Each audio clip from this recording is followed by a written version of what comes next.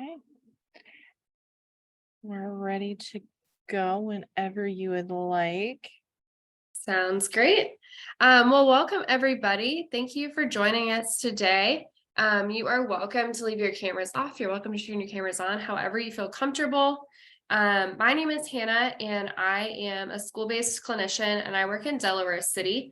I work at Woodward Elementary, Conger Elementary, and also at the Will program. So I might see some of your kids there. Hello, everyone. My name is Leslie Scott, and I'm a Syntero school-based clinician, but I'm in Franklin County and Hilliard City Schools. It is wonderful to meet everyone. To answer your question in chat, this is being recorded, and we will post the recording. So if you have to leave early, we completely understand. Awesome. Well, welcome to how to talk to your kids about traumatic events. All right, so we do want you to take care of you. So like I said a minute ago, this presentation is being recorded. We are talking about how to talk to kids about traumatic events, and we do share some examples in this training of how conversations might go, just so you know what to expect and kind of have a starting place. But if something is difficult to hear, you need to take a break. We do encourage you to step away from the computer, do what you need to do, take care of you, and feel free to come back and join us. As a reminder, we did briefly talk about this, but this will be recorded. We ask that you remain muted unless you have a question, and we can also answer the questions in the chat.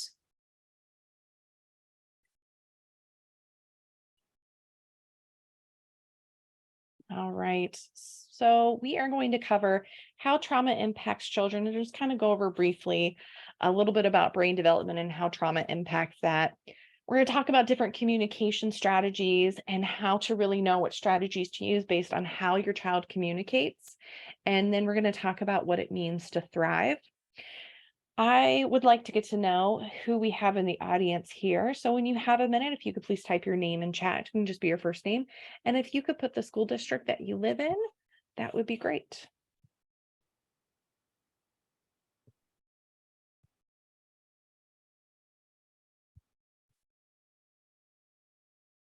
Awesome. Well, while everyone is doing that, we're going to go ahead and keep going, but we would appreciate if you guys could do that for us. So we're just going to start off by talking briefly about the impact of trauma on children.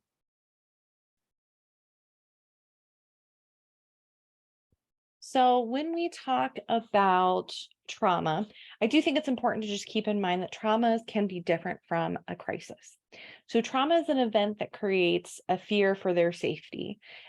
Typically, traumatic events are something that happen one time in your life, whereas a crisis might be an incident that comes up more than once, but it's typically a defining point, a turning point in an event. There are lots of different types of trauma. So we often like to talk about the big T trauma versus the small T trauma. It is pretty likely that everybody in their life is going to experience trauma in one way or another. Something that happened to us, we might look at someone else and say, oh, well, they have, more trauma than I do. But in the end, we've all experienced something that has been traumatic or something that's changed our life in one way or another. We talk about how the little T traumas can compound. So you see on the screen here that little T traumas might be something like bullying, financial worries, moving, giving birth, divorce or adoption, chronic mental illness, anything like that. And when somebody has multiple little T traumas on top of each other, maybe their parents got divorced and then dad moved to a different state and now mom is struggling financially. A lot of these things are just piling on top of each other, causing the living situation to be really difficult. We also have our big T traumas, and these are the ones that most people think of when they think of trauma. They think of natural disaster. They might think of combat or war, the things that you think of when you think of PTSD, motor vehicle accidents, domestic violence, major surgeries or cancer, anything like that. Those big events that change your life really overnight. It's important to remember that trauma does not always lead to PTSD. PTSD is often a result of trauma, but there's lots of other things that can cause PTSD. And sometimes when some of those little t traumas happen, kids have the resiliency skills that it doesn't lead to anything further. Both can have an impact on the child's development. And again, that resiliency and those skill buildings from a young age can help mitigate the impact. It's not that they're not going to feel it, but they just know how to deal with it in more of a healthy way. So, when someone does experience trauma or they have a lot of chronic stress, we have pre programmed responses. These are responses that every single person has and that we were born with. And these responses are instinctual. Our base of our brain basically determines when these responses occur. And our brain not only identifies when we feel unsafe and when we need to use that response, but it happens in a matter of seconds, the entire process. And so the three responses are fight, flight, or freeze. Fighting can be verbally lashing out at someone, so calling names, but it can also be physically lashing out. For kids, you might see like they punch the wall, or they punch their pillow, or they punch somebody else when they get upset. All of those are examples of a fight response. Flight can be talking about needing to get out of a space, and it can also even be a child physically getting up and running out of a room. You might have heard of your child getting up and running out of a classroom, or talking about feeling a pressure to get away from something. This is that flight response.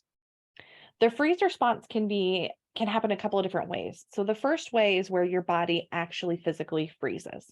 So this is when you tell your body to run, but your body doesn't run. You just stand there and you feel like you've lost that control.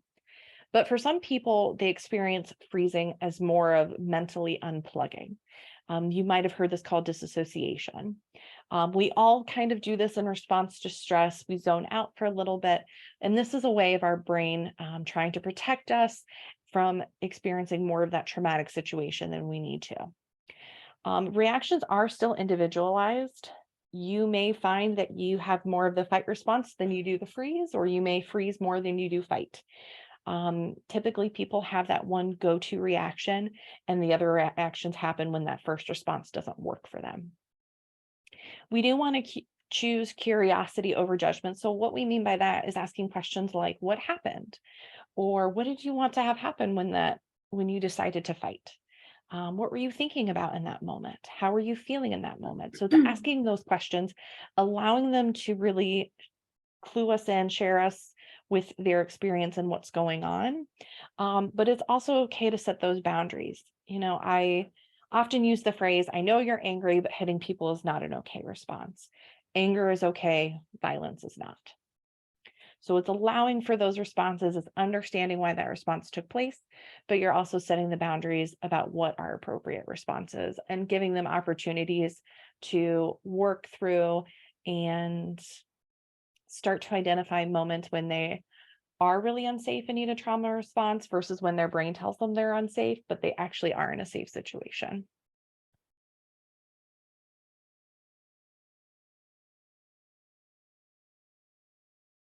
Oh, doesn't want me to go to the next one. I guess we're done. Okay, there we go.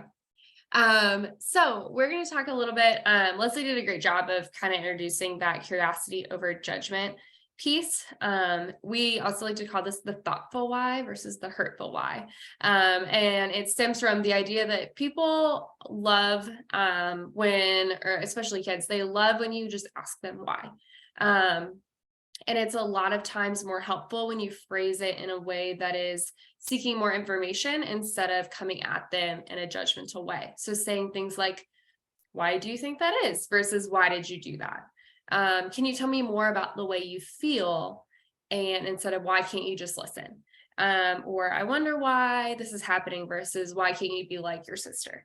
And just giving them the opportunity to learn and to grow and to kind of explain what's going on. Because a lot of times we like to jump to conclusions or automatically throw them under the bus when said, they might have had a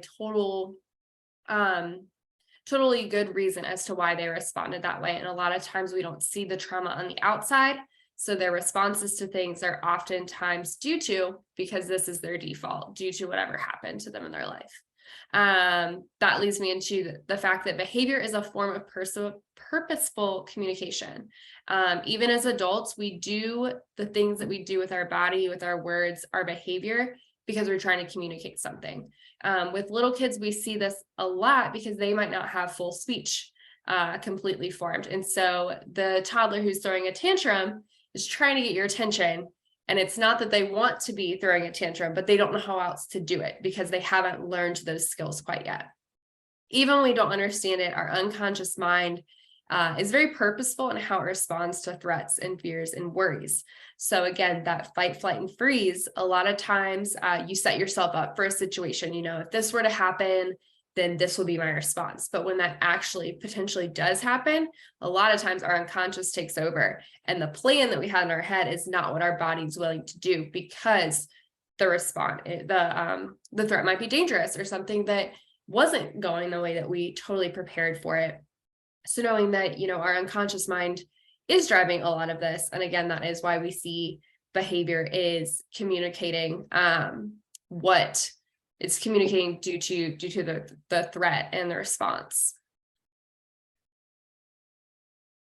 We got a question about if any of what you're talking about, the curiosity over judgment, comes from positive parenting. And yes, there are going to be quite a few things in this presentation, quite a few topics that do overlap with positive parenting, especially if you've done positive parenting through Syntero. Oftentimes, it's a group of us working on these presentations, and we work on multiple. So not only are we behind the scenes kind of pulling in different important parenting skills, but a lot of these theories and research come from the same original research articles and studies. So you'll see a lot of overlapping themes.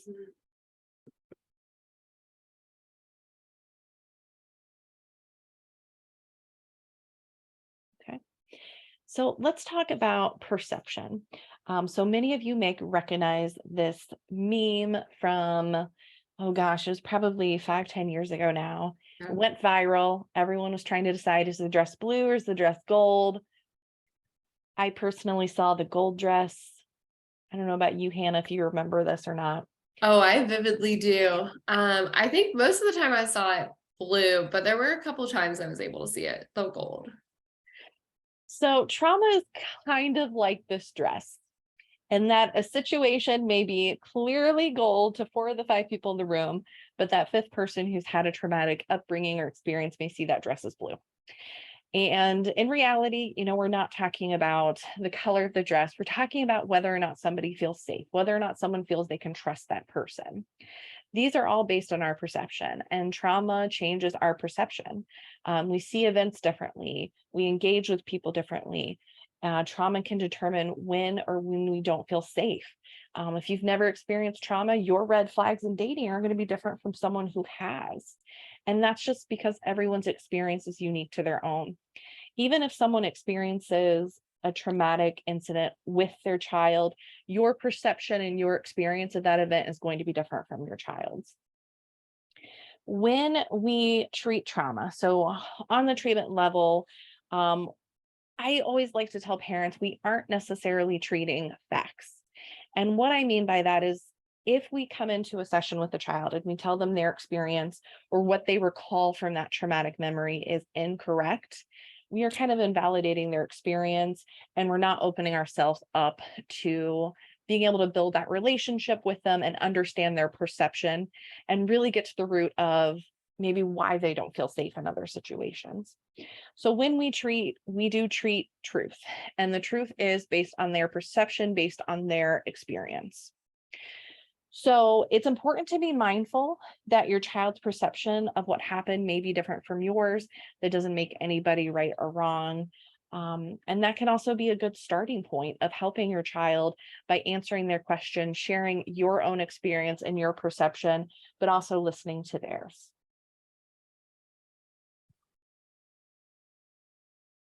Okay, so we're moving a little bit into coping after a national crisis or a mass trauma.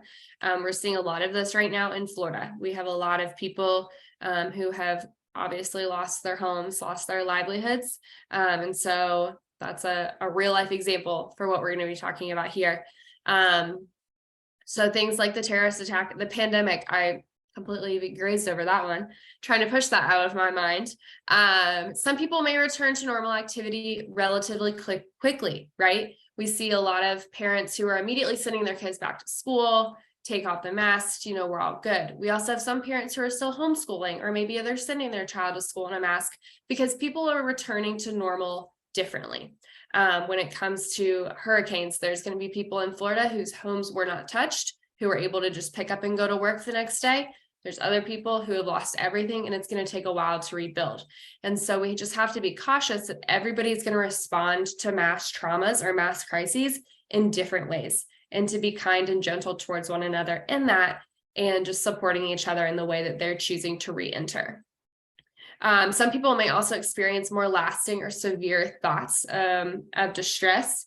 People who lost loved ones during 9/11, people who lost loved ones during COVID are probably going to feel differently about somebody who hasn't been personally affected by those things. So like we previously just touched on, children and adults oftentimes are going to cope differently, just because they're at different levels cognitively. They've had different experiences.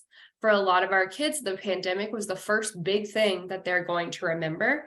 Whereas for me, like 9/11 was the first big thing that I remember. And that changes the way that we cope with the things that come after that. For children, it's really important to try and maintain home and school routines. When their routines are broken, it can often cause them to become dysregulated, stressed, act out, because they don't really know what's coming next. They're so used to things being functional. We need to watch for physical symptoms such as headache or stomach aches. These are huge. Our kids who say their tummies hurt every morning when they go to school, a lot of times that is a telltale sign of anxiety. And it will often manifest physically, and it does the same for adults. But typically we're able to say, oh, this is anxiety, whereas a kid might not truly understand that. It's important to focus on the positive, such as helping those in the community, whether that's, creating bags with snacks and water to distribute to people who need them, or just writing letters to other children in the hospital, whatever that means, giving them an opportunity to give back to the community in light of what's going on. It's also important to spend time together as a family and engage in hobbies or other fun activities, trying to keep as much of that normalcy as possible, while also recognizing that things have changed. With adults, staying healthy with proper exercise and nutrition is always a great way to take care of our bodies. Again, staying connected with friends and families and neighbors. We're lucky to be growing up in this, or I guess alive, not really growing up, but in this era with so much technology. We have Skype, we have FaceTime, we have Zoom, we have all of these things that make it easier to connect with friends and families and neighbors, despite all the things that are going on. It's important to remember to avoid drugs and alcohol. These things can always exacerbate symptoms. Limiting exposure to the news or coverage of the event. I loved this one. I often fall into this trap. And so if you know that the news is going to make you anxious, limit the time. Maybe I set 30 minutes a day because it's part of my routine, but I don't want it to take over my life. I don't want to be fed with so much information. And then also piggybacking off of that, using those credible sources, using the ones that are reliable, not following always, the social media news, but maybe looking to one of the news sources that you feel comfortable going to.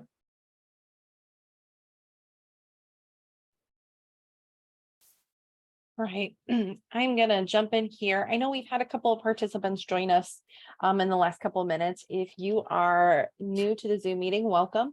Please take a minute to type your name in chat and type the school district that you live in, so that way we can get to know you a little bit. All right. And now we're going to talk about communication skills that you may use with your child. So we come at this from two different frameworks. So if your child has experienced a traumatic event, you can use these skills to talk to them about it. But maybe they heard about a traumatic experience, maybe their friend in school has some physical health concerns going on. Maybe their friend got diagnosed with cancer, or family member got diagnosed with cancer. Those can be traumatic experiences for a child, and can still have a strong impact on them. Maybe you're trying to find ways to talk to your child about what happened in Florida. And you can also take those skills and apply it to those conversations. So, how you choose to talk with your child is going to depend on their reaction. So, oftentimes kids come to you and they are trying to make sense of what's going on and they're feeling kind of dysregulated and all over the place. You're going to talk to that child very differently than a child who's just like, hey, what does this mean? I'm curious. And so the first thing we do, and we do this a lot of times in our sessions with kids as well, is the 3R system: to regulate, relate, and reason. One of my favorite quotes is that a dysregulated adult is not going to be able to re-regulate a dysregulated child. So it's always important that we ourselves are feeling calm when we're approaching the situation, that we are holding back any of our sometimes emotions that might cause the child to become more frustrated or more overwhelmed. It's so the first step in this is to reason with the child. This is to sit them down, have them take a deep breath, and try to get on their level so that they feel like you were able to understand them and that you can have this open conversation. The next thing we like to do is relate to the child. I've been where you've been before, or, I haven't experienced that, but I know somebody who has, and I know how hard that can be. Giving them a way, I like this picture of just like the hug of, I'm here for you. I'm sorry you're going through this. Let's get through this together. And then to regulate the child. Well, I guess, you know what? I did this backwards. I'm sorry. This is a top down, a top up, bottom up model. So let me bring that right back. I read this backwards. So the first thing we're going to do is we're going to regulate the child. So by regulating the child, that's when you're taking that deep breath, right? You're calming them down. You're getting them to calm their body down, and you can then be able to reason with them. Then you relate to them, and then you reason with them. This is why this is happening, right? This is why you might be feeling this way. Thank you for telling me how you're feeling, and getting them to be able to have that open conversation with you. So I explained it right. I just did it backwards. So make sure you regulate your child first. Then we have the left versus right brain integration. And I'm sure a lot of people are very familiar with the two types of brains, right? We have what we would consider like the artistic brain, and then we have the very logical brain. And you obviously know your child best. You know if your child is more of a left brain focused child or a right brain focused child. And that can help you in describing to them what's going on. If they're super logistical, they probably want the facts. And you can sit them down and you can explain what's going on in the news, and you can talk to them very logically. If the child is a little bit more maybe has that more creative brain, I always think it's great, let's draw pictures to talk about what's going on, or let's look at what's going on online, give them those visual cues, or have them, maybe we'll listen to some songs, something that reaches them on a level that's understanding for them. Also, this can be a developmental thing, but it just helps them understand it in the way that their brain is functioning the best. So if your child's having these questions about the event, talking about it, and not displaying huge emotions. As parents, we feel the big emotions, right? And sometimes it's really hard to hide them. But again, it's important that we're regulating ourselves before trying to regulate our children, so that they see, in the midst of chaos, in the midst of trauma, we can be calm, because that's how we can understand it and grow from it. Okay. So here's some more foundational skills to help in having this conversation with your child. We're going to go over many different styles of communication skills. It is important to keep in mind where your child is developmentally. If your child is, a toddler, they're going to have a much different reaction than your teenage child. And that's because our brains develop through the age of 25. And the last piece of our brain is that critical thinking piece. So with toddlers, you're going to see more of an emotional response. With teenagers, they might still have that big emotion, but they're also going to be asking much more detailed questions. So just keep in mind where your child is developmentally, and also how they communicate. What is that communication default style? Hannah did an awesome job talking about left brain versus right brain, and just being mindful of where your child falls and where you follow. So here are 4 skills to just practice throughout your relationship with your child. These kind of build that foundation so your child knows that they can come and have these conversations with you, have expectations for how these conversations are going to go, but also so you feel more comfortable. The first one is making yourself available. So the same way of, in the office setting, they always talk about the manager with the open door. So essentially it's being the parent with the open door. It's being able to regulate yourself first, or even, telling your child, like, this is really upsetting for me too, and co-regulating with them. So doing a coping skill together, whether that's deep breathing or how about we color a picture together, things like that. Show them that you're listening. So however you communicate that in your household, whether it's making eye contact or being able to repeat back what you hear, giving them all those social cues. In school, they're typically taught something like whole brain listening or Magic Five, where they talk about using their entire body to listening. You're thinking about what they're saying, you're looking at that person. They talk about catching a bubble. So you're listening, you're not speaking in that moment, and your body's still. So also, just be mindful of how your child's learning how to listen in the school, what expectations they may have for themselves. And of course, that's going to carry over into your home as well. And then model the skills that you want to teach. So sometimes this goes along with number two, whether you're co-regulating with them. So maybe you're doing deep breathing together, or you're sharing with them, like, this coping skill is really helpful. This is how I do it.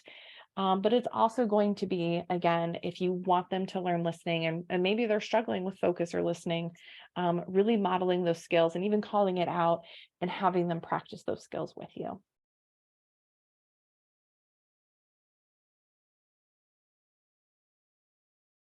Awesome. So kind of breaking that down a little bit, before talking with your child about a traumatic event or a crisis that has occurred, think about where you want to have this conversation. Where does your child feel safe, both physically and emotionally? Um, I love this. Did you love it or hate it when your parents tried to have conversations with you in the car? Some kids love that because that's a safe space for them. You're not doing anything.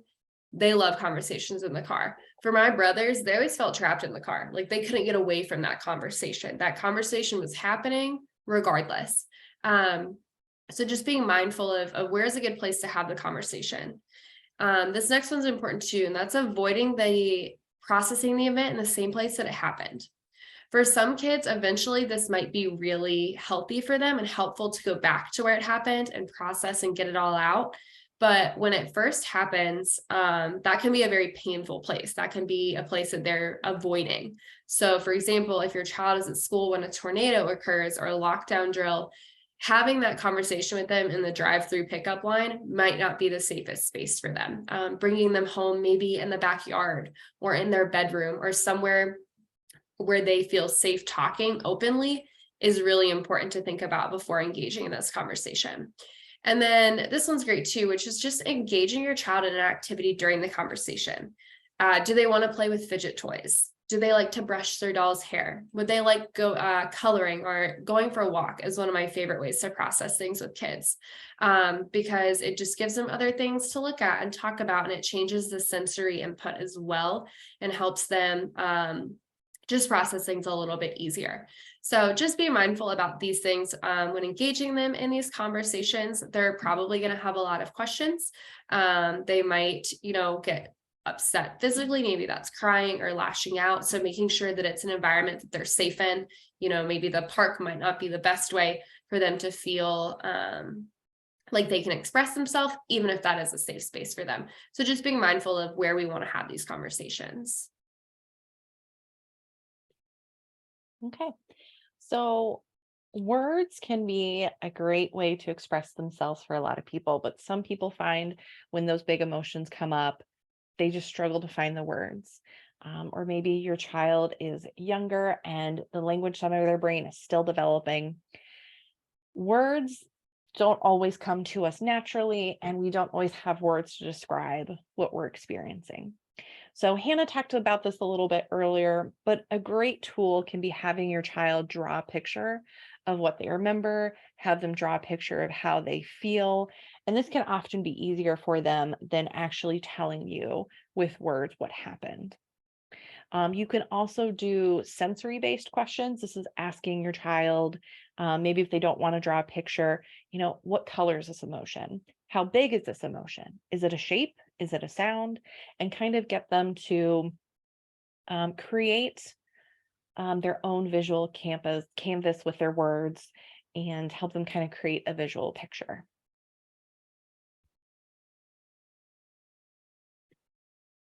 Yeah, I love that. I love coloring and just doing things with kids that help them feel like they can do something with their hands. Um, Something else that's important to remember is a lot of times, Leslie briefly touched on this with developmental levels, is sometimes communication is wordless. So things like making time to just be together. Maybe that's cooking in the kitchen together or sitting down with them when they watch their favorite show. Getting the schedule to be consistent. When we come home from school, we eat a snack, we do our homework, we have family dinner, and then we all sit down and we watch a movie together. Something that allows them to maintain routine regardless of what's going on around them. Random acts of kindness at home are always super sweet. Maybe that's a note in their lunch. Creating a calming space. A lot of the kids that I work with don't have their own bedrooms. They share with the siblings. So we talk a lot about where can you go in your house or in your backyard that you feel like you can calm yourself down.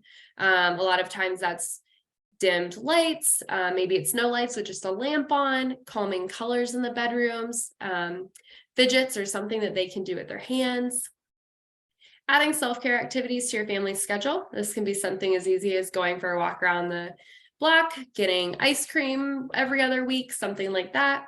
And then, of course, a basket of calming helpers, which we always have in our offices, headphones, stress balls, calming scents, again, those calming blue hue colors, something that's a little bit more of a physical reminder of what it's like to be calm. All right, so let's talk about how we integrate the right and the left brain.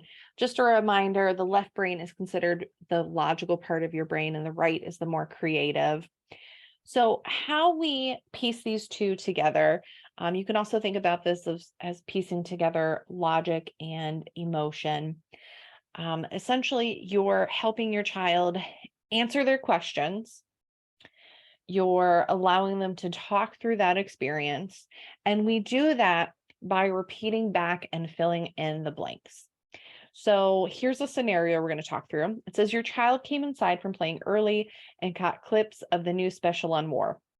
Your child has been bringing up the images they saw, acting out war scenes when they play, and asking questions about the war. So here's how the actual skill will sound in that moment. You saw an image of war on the news. People were hurt in the video and pictures. So it's acknowledging the questions that they're asking, it's acknowledging what they saw, and it's kind of filling in those blanks. For this, we typically see this often in either really young children, or if your child is more of a logical person, they don't have those big outward emotions. Maybe they internalize their emotions a lot. This strategy is going to be really helpful to use with that child. You may also notice once they get all of their questions answered is when they start to ask things more like, do you think that hurt? What did it feel like to get hurt? And that's where you're getting to more of that emotional conversation with them.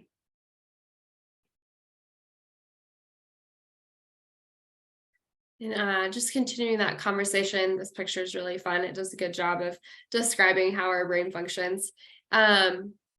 The right brain and the left brain do not automatically know how to communicate with each other. It would be like having completely fraternal twins. They coexist together, but they don't necessarily always know how to communicate, and they're not always on the same page. Maybe they like different things. So integration is building a phone line so that they can communicate, building these pathways so that they're able to work together. This is a normal part of child development that can be impacted by trauma. If a child experiences trauma, parts of their brain can suffer, parts of them can shut off. That's why a lot of times we hear phrases like, they were different before this happened. Because parts of their brain shut off as a way to self-preserve and a way to keep them safe. A lot of times they will shut those things out of their minds so that they don't have to think about that pain again, and that will impact them as they continue to develop. So like this little line says, we got to figure out how do we connect the two together. This skill comes from the book The Whole Brain Child and research done by Dr. Siegel and Dr. Bryson. I highly recommend this book, especially if you're someone who has learned a lot about positive parenting. This will share a lot of the science behind those skills that you learned. So it's a great book that I highly recommend.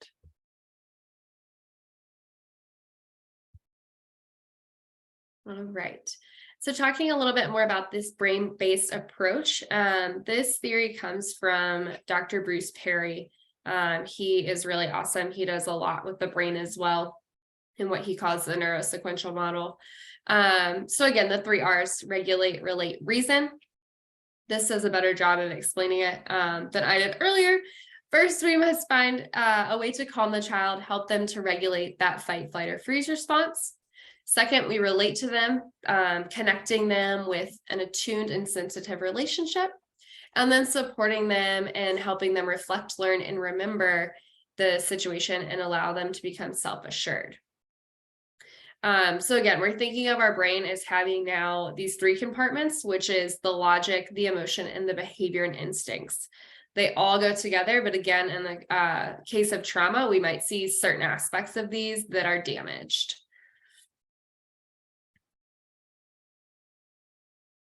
Okay. So here is a scenario we'll work through and talk about how the 3 R's play out in that conversation. The scenario is your child watched as their friend fell out of a tree. Their friend was knocked unconscious and broke their arm. So what we want to do is we want to start by regulating. So again, we are solely focused on that base of their brain. And this can be doing something like belly breathing. So I love to have children put their hand on their belly, just above their belly button. And I talk about when we take a good deep breath in, you should feel your hand rise up. And when you let all the oxygen out, your hand will fall as your belly falls. And so your hand's kind of falling with it. You can also do this where you have them lay down and they put a stuffed animal on their belly and they raise the stuffed animal up and then they lower it down. Especially for younger children, that's a great way to teach that skill to them. Next, we're going to focus on that emotional piece of their brain. In our emotional part of our brain is where memories are stored. Those are often interconnected. So this might sound like, that was really scary. I felt really worried and helpless. Did you feel that way? And then the next one is reasoning. And this is really focusing in on that logical part of their brain. And this might sound like, accidents happen and your friend is safe at home.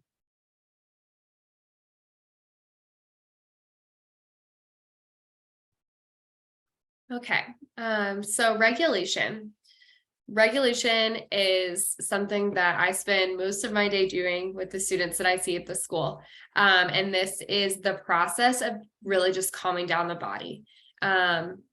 We do this a lot with kids who struggle to sit in their classrooms appropriately. Maybe they cry a lot in class. Maybe they just get really worked up over things that we would consider little things. So regulation is, again, that process of just calming down the body. Dysregulation is an emotional or instinctual behavior response. They're not asking to be this way. They're not asking, they want to be able to sit in class. They want to be able to focus like some of their other peers. But oftentimes when they have experienced trauma or, maybe school might not always be the safest place for them. Maybe home is difficult for them. This is a way that they are just expressing how they're feeling. And sometimes that comes out in behavior or in their emotions. Regulation helps us to unplug the logical compartment of our brain. Just like in our past scenario where that was terrifying. We watched our friend fall out of a tree. We're going to unplug that logical compartment and just focus on calming ourselves down, right? We can think about what happened to them. We can process what happened to them after we've gotten ourselves calmed down, because as adults, we all know that we don't do our best thinking when we are stressed or overwhelmed. We have to calm ourselves down. And it's the same with kids. Co-regulation is a process of using your ability to calm your body to help your child learn to do the same. So again, it's that modeling behavior of, I'm going to take a deep breath and I want you to take a deep breath with me. And we're going to do it 5 times. or let's go for a walk around the block and just calm ourselves down by going for a walk. Maybe I had a kid who he loved to take hot showers after school. That's how he decompressed, and that was regulating to him. So whatever it is for your child, whatever it is for you that allows them to take a break. These pictures do a great job describing how someone might be feeling if they're dysregulated. Their dysregulation is like a storm, right? Your regulation is like the sun pushing those clouds away. And together you become that rainbow, that thing that we're always excited to see after a storm, because it means that it's over and that there's hope. And I will just add to that for a minute. I think you did a great job, Hannah. Yeah. This doesn't just work for young children, but it'll work for teens too. Yes. I know when I meet with teens, they often talk about how they naturally, when they are upset, gravitate towards someone who's calming. And that's that teen seeking out the co-regulation. And when they are really heightened and they're yelling, but you're speaking a very calming voice, they are going to naturally bring their voice down. So that's another way that you can co-regulate with your teenager. So here are other regulation strategies. I do think it is really helpful to have a space where your child can go, where they know this is my calming space. I can do my coping skills here, but even just having family conversations about coping strategies, sharing what works for you, and of course, having your own space where you can take care of yourself. And so self-regulation looks different for everybody. I'm also someone who likes to take walks, especially if I'm going to have a big conversation. But for somebody else, that may not be that relaxing. They may feel like they don't have privacy, or that may trigger that flight response. And so for them, a different strategy would work better. For many children, especially children who have recently experienced trauma or know someone who experienced trauma, regulation can be simply providing a sense of safety. And this can give them a hug. This can be sitting across from them. Some children need that physical touch, some don't. Being aware of your children's comfort area, specifically with proximity, are they sitting closer? Are they visiting a friend more often? Where do they go to sit in silence? This can give you clues on when they need to use those regulation skills. So using the first example of, are they sitting closer to you? That might be a clue that they might be feeling more anxious and they're wanting to either distract themselves or find comfort, or they just feel uncertain what to do. And so they're going to that safe and trusted adult. And that's especially going to be particularly common, you'll see with children who know of a traumatic situation, but maybe didn't directly experience it. They're still trying to process it. They're having some anxiety. They may not be sure why they're feeling anxious. And so they're really seeking that comfort from you. Yeah, this one's great. There's also the internet is amazing. So there are so many different ways to find coping skills or self-regulation skills online. And there are ones that you wouldn't even think that would be calming, and you try it and you love it. So thanks, Leslie. Just another book to keep in mind. This is a great one for elementary school and middle school kids. Listening to My Body. It just does a really beautiful job of walking them through what it feels like in our body when we start to feel negative feelings and what to do about them.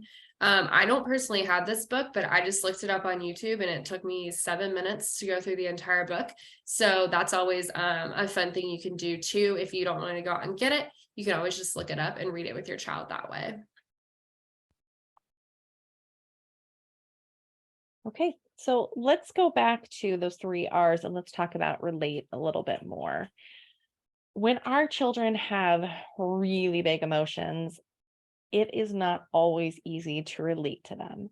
It can be very easy as the adult to focus in on maybe they're making an unsafe choice, or they're not making great decisions, or they are lashing out in anger.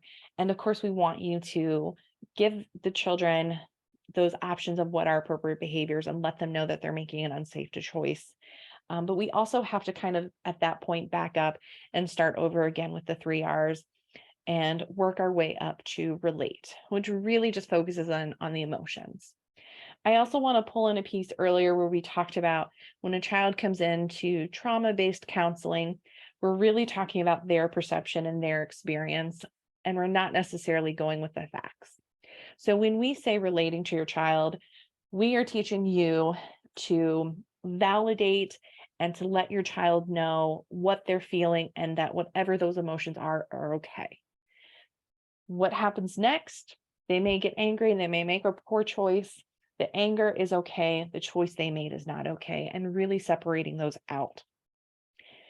I do always like to remind families that validation does not mean agreement or that you're downplaying their behaviors. It is simply addressing that emotion and it's showing them acceptance of that emotion. For younger children, this is especially important because it helps them build not only understanding of their emotions, but awareness. Oftentimes, younger children know they're having big feelings, but they don't know what those big feelings are. So when we relate, when we validate, we show them acceptance, they're also learning that language. So next time they feel worried, they know the word, they know the feeling, and they can connect it and communicate it to you. So relating to your child might sound like, that sounds difficult, or I bet that was scary, or I would have felt angry too. I can see that you are worried. I can see that you are making an effort. How frustrating. I can tell this is important to you. All of those are just small ways that we communicate, that we see their emotions, we understand, and we're repeating back to them.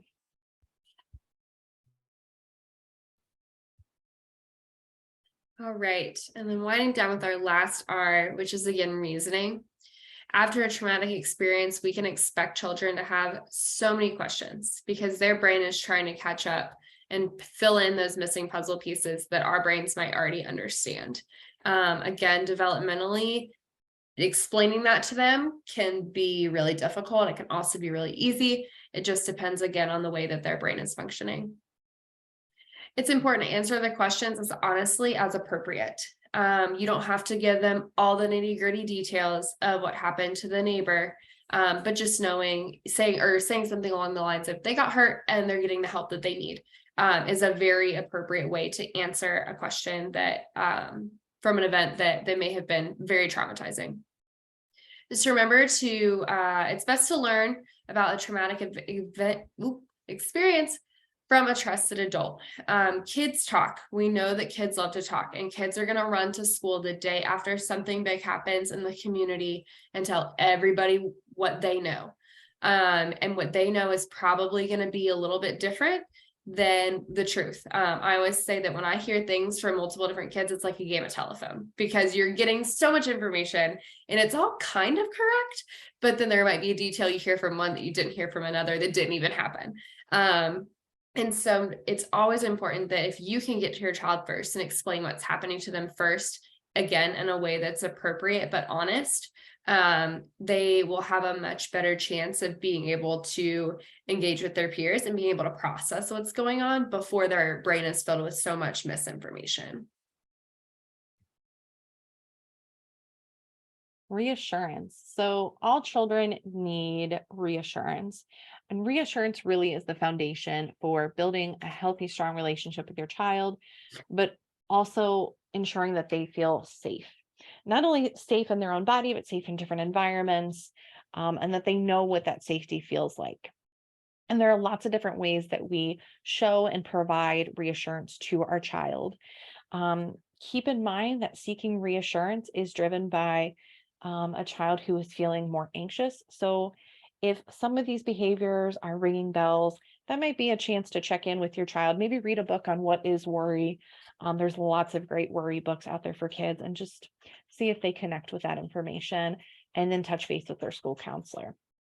So how do we show reassurance? The first thing we look for consistency in schedule, expectations, and behaviors, especially if they directly experience a traumatic incident. They've had a lot of change in their life, and all of that change is out of their control.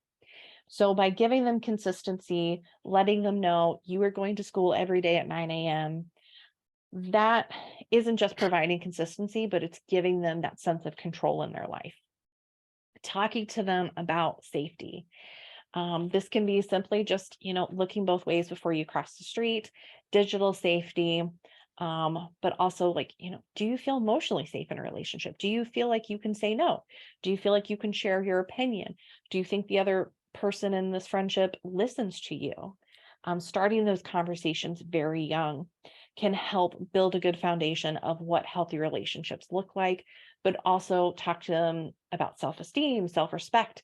All of those topics tie in together and they build resiliency. You're also looking at encouraging child to use their strategies. So encouraging them to use their coping strategies. I know you feel really scared right now.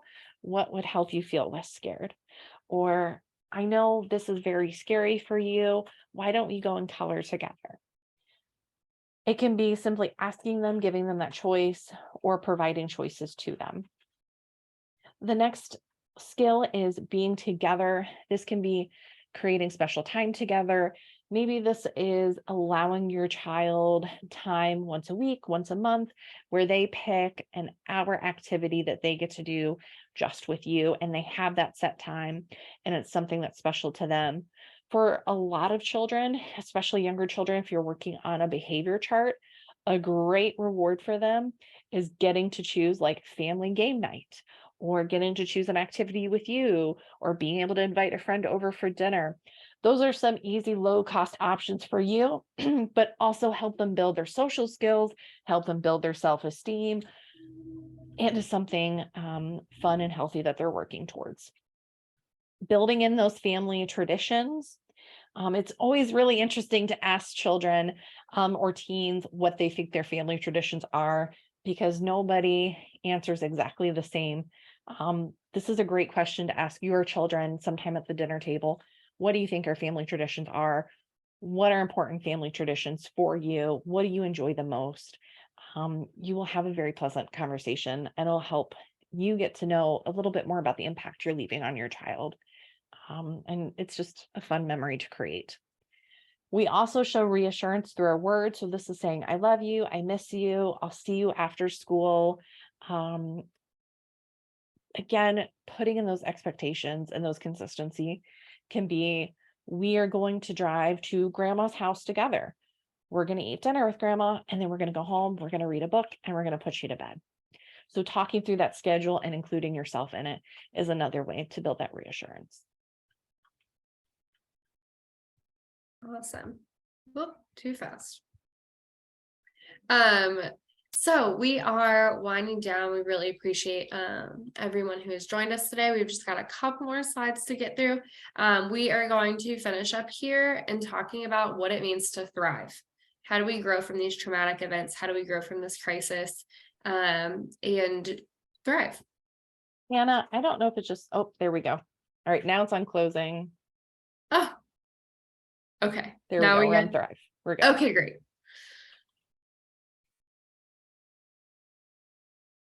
I just had to do the closing one.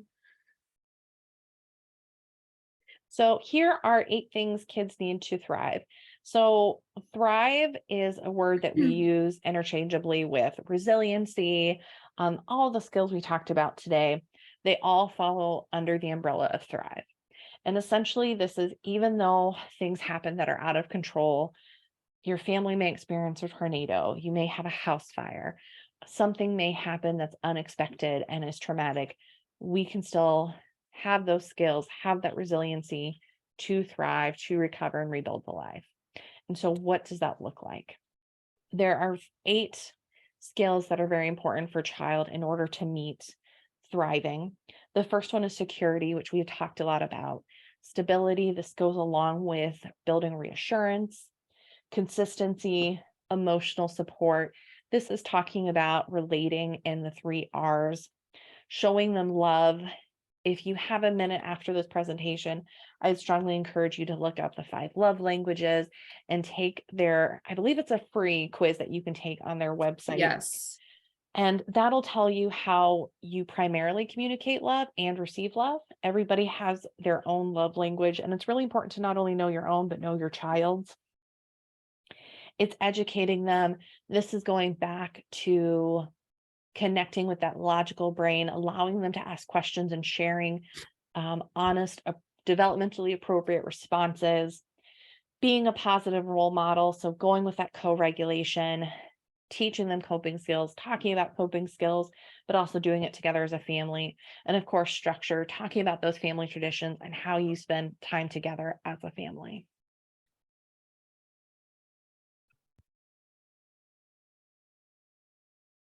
Okay. So how do we nurture our child's mental health? Lots of different ways. We've been touching briefly on some of them throughout this. But just to hit on a couple more important things like setting boundaries, knowing what your child is and is not comfortable doing, who they are and are not comfortable seeing or being around or engaging with, is a great way to nurture that. Reaching out and hugging them. Children need to be touched. They need to feel that intimacy and that security from adults that they can trust and adults that they feel comfortable with. Telling the truth, again, that's going into the piece we talked about earlier, wanting to be as open and honest with them as possible while also maintaining what's age and developmentally appropriate. Modeling healthy behavior. I love this one because kids see way more than we think that they see. And so modeling that healthy behavior at home, modeling that healthy behavior when we're out at the restaurant, how are we treating our waitresses, modeling that healthy behavior when we're at family events, different ways that they can look at and think, oh, this is appropriate because this is what mom and dad do. Teaching them to be safe, using open-ended questions. This is also a great one. Yes or no questions are a child's best friend because they want to say yes and then they want to run off and do something. My mom used to always say, how was school? And I would always answer good for 12 straight years. And so having those more open-ended questions, what was your favorite part of your day at school today? What are you most looking forward to over spring break? These things that allow them to engage in more of a conversation rather than just a one-word answer. I won't go through every single one of these, but I'll end on this one that I love, which is just being present. Again, children just need to feel secure. They need to feel that somebody is there for them. And so whether that's 5 minutes after making dinner that you can sit down and engage with them, or that's that, you're home every single day when they get home from school. Whatever being present looks like for you and your family, just making sure that your child is aware of that and that they know when they can find you, because that really is a very important part of their life. And it also just shows them that you're safe and you're someone that they can talk to when things get hard. I love this quote from Bruce Perry. It says, the more Yeah. healthy relationships a child has, the more likely they will be to recover from trauma and thrive. Relationships are the agents of change, and the most powerful therapy is human love.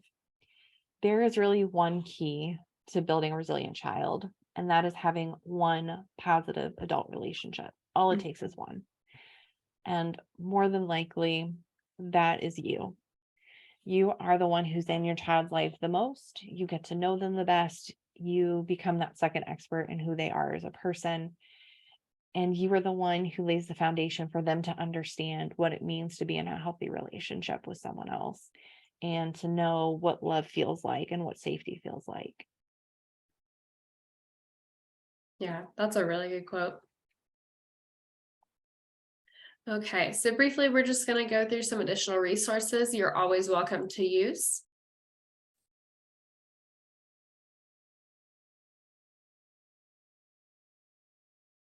I will say we used a lot of these resources in this presentation. So if any of the slides really spoke to you, here's some great resources to go and read about them in some more detail.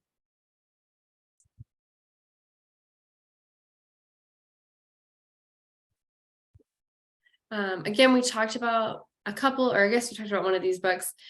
These are great books to read with your children. The Invisible String is a really good one for grief. Again, that Listening to My Body is just a really good one for overall building those resiliency skills when we start to have some scary feelings. All of these books are just awesome. They are age appropriate for little ones. I even have, some older elementary school, middle school kids who sometimes just want to look through a picture book because it's comforting. So don't ever feel like these books are too little for kids. If you have older kids, I even love reading them. I feel like that, they're nostalgic. So these are always great resources as well. I will share a trade secret sometimes with older students who I think could really benefit from a picture book.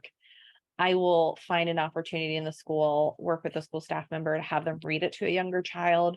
So they're still getting that material, but That's it doesn't awesome. necessarily feel like it's being taught to them. That's awesome. Yeah, there's always little secrets up the sleeves for we can get them whatever they need.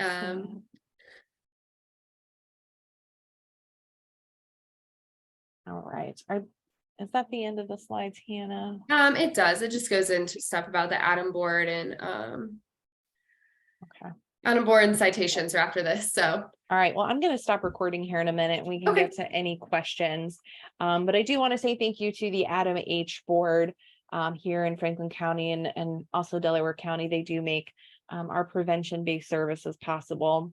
If you have any questions, if you have a school counselor, the Syntero person in your child's school building, feel free to reach out to us. But you can also go onto our website, syntero.org, and you can find out more information about our programs there.